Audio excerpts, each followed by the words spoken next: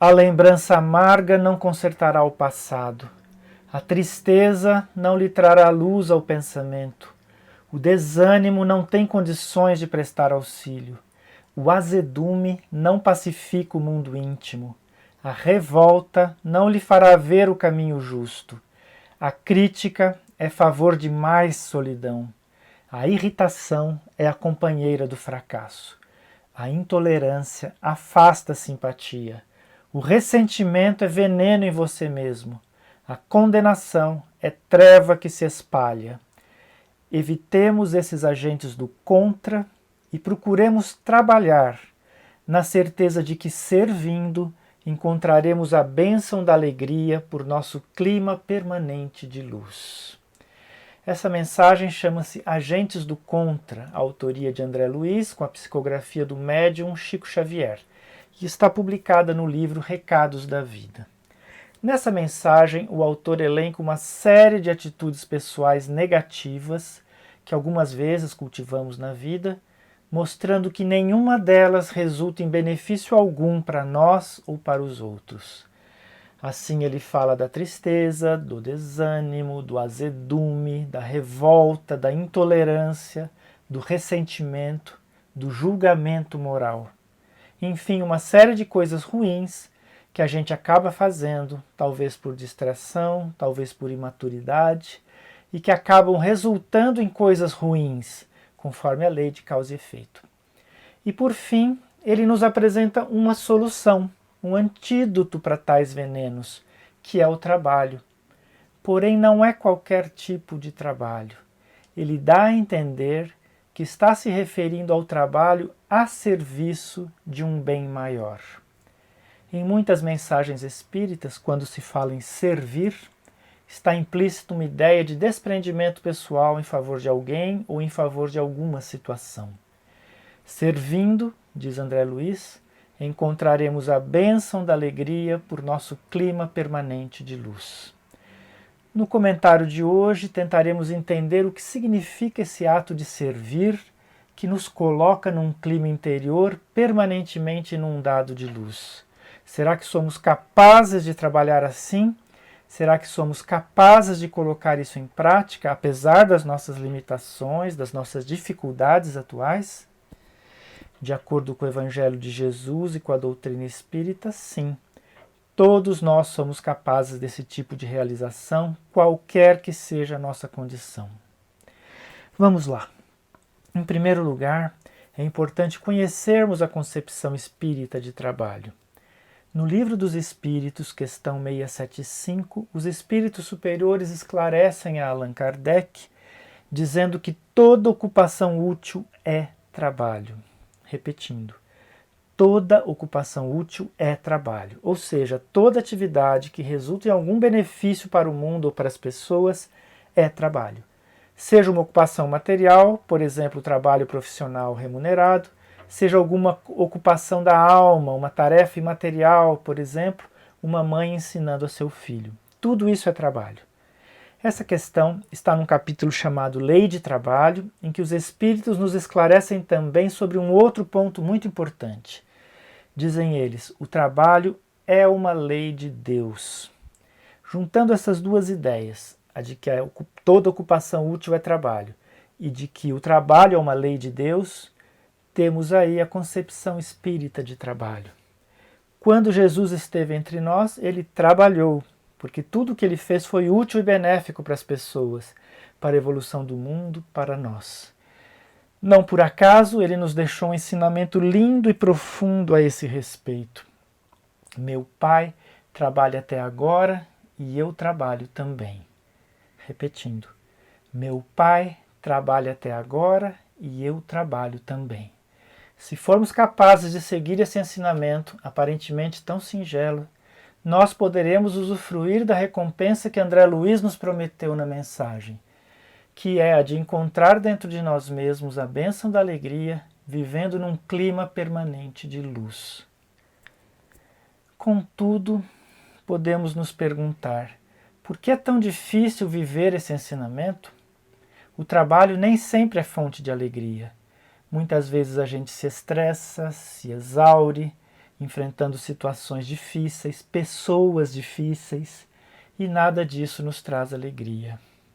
Voltando ao ensinamento de Jesus, meu Pai trabalha até agora e eu trabalho também.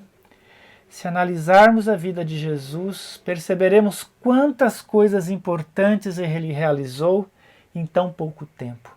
E tudo isso sem se esgotar, sem se exaurir, sem se estressar. O trabalho em Jesus era algo natural. Nenhuma pessoa ou situação foi capaz de subtrair-lhe a paz interior, nos lembra Emmanuel. É como se ele vivesse num clima interior permanentemente inundado de luz. Qual o segredo? O segredo é que Jesus estava sempre ligado com Deus. Seja feita a vossa vontade e não a minha, ensinou ele na prece. Venha a nós o vosso reino e não o nosso reino. Os Espíritos nos explicam, no Livro dos Espíritos, que só existe uma maneira de nos aproximarmos de Deus, que é praticando as suas leis. E que leis são essas? É o amor, a caridade, a beneficência, a paciência, a tolerância com as imperfeições alheias, o perdão às ofensas, a resignação diante da dor, a esperança, a alegria. Exatamente o contrário daquelas coisas ruins que André Luiz listou na mensagem e que não nos fazem bem. Assim, só nos resta uma conclusão a respeito do trabalho, que é a de introduzir pouco a pouco estas virtudes divinas na nossa atividade cotidiana, seja no trabalho profissional, seja nas atividades do lar, seja em qualquer outro tipo de atividade útil que realizarmos. Todos nós somos capazes de fazer isso, de dar um novo sentido ao trabalho, enxergando-o como uma oportunidade de realizar a parte que nos cabe na obra da criação. Foi exatamente para isso que nascemos nesse mundo. Cada um de nós encontrará o seu próprio jeito de viver esse ensinamento de Jesus a respeito do trabalho. Se o fizer com sinceridade, por exemplo, tendo um pouco mais de empatia com as pessoas com quem convivemos, cultivando o bom ânimo, valorizando e respeitando o esforço de nossos companheiros, ligando-se a Deus no íntimo do coração a cada nova tarefa que formos chamados a empreender no mundo. Quando nos ligamos a Deus, a partir da vivência de suas leis, experimentamos a felicidade verdadeira, qualquer que seja a nossa condição evolutiva, qualquer que seja o nosso estado emocional. É o que ensinam os Espíritos na questão 614 do Livro dos Espíritos. De novo, quando nos ligamos a Deus, a partir da vivência de suas leis, onde estivermos, experimentaremos a felicidade verdadeira, qualquer que seja a nossa condição evolutiva, qualquer que seja o nosso estado emocional. Sobre isso, a gente se lembra de um exemplo de Chico Xavier, o médium.